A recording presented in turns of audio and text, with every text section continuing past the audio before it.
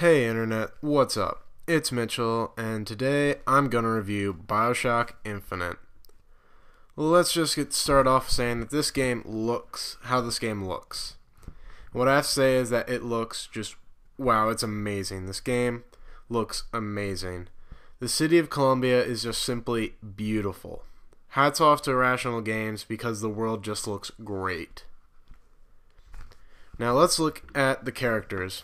You play as Booker DeWitt, who is an ex-Pinkerton, who is in a serious amount of debt because he's forced to go rescue a little girl from a flying city. The only character development we get from this guy is how much of a tool he is to Elizabeth for the majority of this game. This guy's a jerk, basically. No one likes him. Now, with Elizabeth, we get a pure, innocent girl who knows nothing beyond the tower that she was kept in for her entire life. She gets rescued by you, being Booker, and follows you for the rest of the game. Now the question arises, how is she during combat? Which was a big problem for Irrationals. Well, she is an outstanding meh. I mean, she'll give you ammo, assaults, and health, but she'll only give it to you when you need it about 50% of the time. I found myself, whenever I need it the most, she was out picking flowers.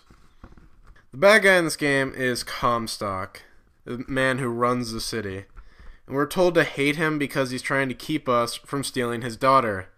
That bastard.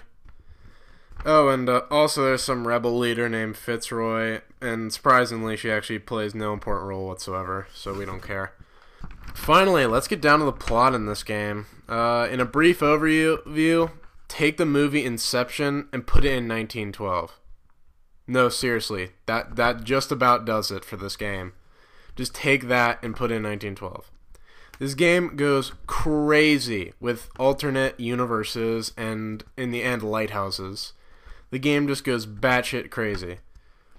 Although there are a couple of fun moments at the end when we're back in Rapture, and that's good for a couple of laughs, it's very fleeting and makes no real sense whatsoever, so you don't really care. Basically, the end of the game just turns into a giant speech by Elizabeth, explaining things that the majority of people playing this game are not going to understand. I mean, the game just goes fucking crazy with these alternate universes. I can't explain that enough.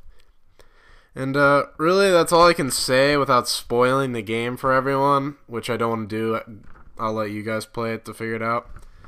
I would talk about what the gameplay's like if they've changed anything from the original Bioshock, but they haven't. It's still plasmids, aka vigors now, in the left hand, and your gun in the right. It's changed nothing. They've kept to what they know. They've done no new things, so there's not much I can really talk about. Little fun thing, let's talk about some racism.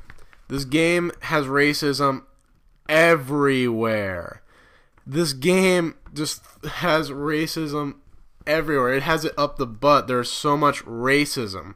Hell, you're given a chance early on in the game to pelt an interracial couple to death. Who does that? The racism in this game is just layered on so thick. It's in posters and paintings. This game literally hates everyone who is not white and American. I mean, there's an entire cult worshipping John Wilkes Booth for shooting Abraham Lincoln because he freed the slaves. What the hell, Irrational Games? Who the hell is working there that you came up with this idea? My God. To be honest, it's actually hilarious. Walking around the town and seeing just the blatant racism, it's kind of funny. Just everywhere you go, you'll see it, and you get a laugh out of it after a while. And before any of you start saying anything, no, I'm not a racist. I'm just pointing these out. Don't worry. Now we're gonna move on from the racism. When I played this game, I played it on the hardest difficulty, which, I mean, some of my problems may be coming from that, but these are still problems nonetheless. One huge problem was the heavy hitters, the firemen, the handyman, everything about those people.